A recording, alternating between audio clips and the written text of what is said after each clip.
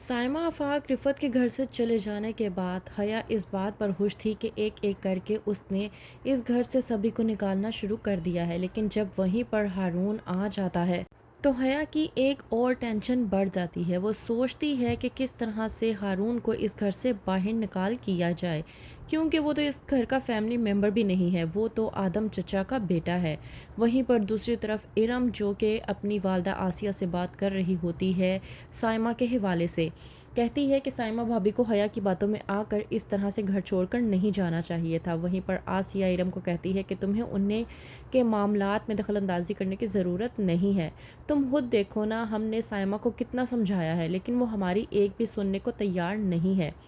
اس بات پر ارم اپنی والدہ آسیہ سے کہتی ہے کہ آپ بالکل ٹھیک کہہ رہی ہیں، لیکن میں آپ کو ایک بات بتا دوں، وہ اپنے آپ کو جتنا عقل مند دکھانے کی کوشش کرتی ہیں وہ بالکل بھی عقل مند نہیں ہے، انہیں ہماری ضرورت ہے، ورنہ وہ حیا کی باتوں میں آ کر اپنا اور زرار بھائی کا رشتہ خراب کر لیں گی، جو کہ ان کے لیے ٹھیک نہیں ہوگا۔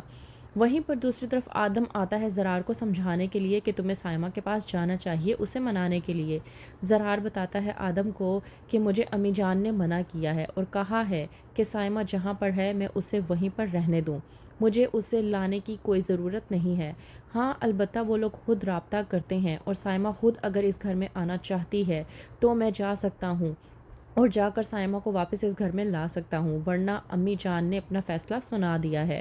آدم جو کہ زرار سے کہتا ہے کہ چلو جو بھی ہے، بھابی جان نے جو بھی فیصلہ کیا مناسب فیصلہ کیا۔ حیا جو کہ آدم اور زرار کی یہ باتیں سن رہی ہوتی ہے، وہ اس بات کو سن کے ہی خوش ہو جاتی ہے کہ آخرکار اس نے جو بھی پلان کیا وہ بالکل ٹھیک گیا۔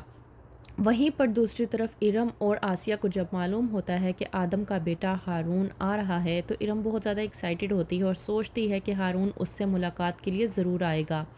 جب آ جاتا ہے ہارون اور دیتا ہے تمام گھر والوں کو سرپرائز، تو وہیں پر آدم اور مبارک مستور بہت زیادہ خوش ہو جاتے ہیں۔ ہارون کو دیکھنے کے بعد روحان اور زرار بھی بہت زیادہ خوش ہو جاتے ہیں۔ ہارون جو کہ اپنے والد آدم سے کہتا ہے کہ کیسا لگا میرا سرپرائز، میں آپ کو بنا بتائے آیا تاکہ آپ کے چہرے پر یہ مسکراہٹ دیکھ سکوں۔ لیکن انتظار کے بعد جب دوسری طرف ارم کے پاس نہیں جاتا ہارون تو ارم اس بات کو سوچنے پر مجبور ہو جاتی ہے کہ ہارون کے کان بھرے ہوں گے جس کی وجہ سے وہ یہاں پر نہیں آیا۔ کہتی ہے آسیہ ارم سے کہ ضرور اس کو ہمارے خلاف کوئی نہ کوئی بات کی ہوگی تبھی وہ ہمارے خلاف بدگمان ہو گیا ہوگا۔ ارم جو کہ آسیہ کو سمجھاتی ہے اور کہتی ہے کہ امی آپ کو بدگمان ہونے کی ضرورت نہیں ہے، ظاہر سی بات ہے تمام گھر والوں کو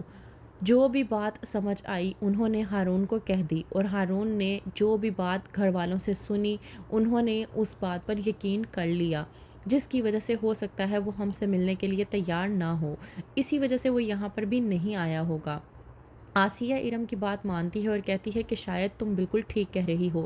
مجھے ایسا نہیں سوچنا چاہیے تھا، جو بھی ہے آخرکار وہ ہمارے گھر کا بچہ ہے اور دیکھا جائے تو اسے جو گھر والے کہیں گے وہ وہی مانے گا۔ وہیں پر دوسری طرف حیا جو کہ نئی سازشوں کے چال بننے کی تیاریوں میں ہے تاکہ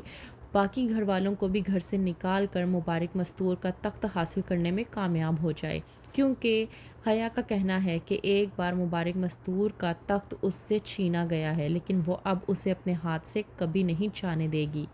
آسیہ اور ارم جو کہ چاہتے ہیں کہ گھر والے بالکل ٹھیک رہیں اور ایک دوسرے کے ساتھ رہیں، لیکن وہیں پر آسیہ ارم کو یہ بھی سمجھانے کی کوشش کرتی ہے کہ شاید ہمیں ان کے معاملات میں دخل اندازی نہیں کرنی چاہیے۔ تو کیا کرے گی آگے حیا جاننے کے لیے دیکھتے رہیے ڈرامہ سیریل حیا۔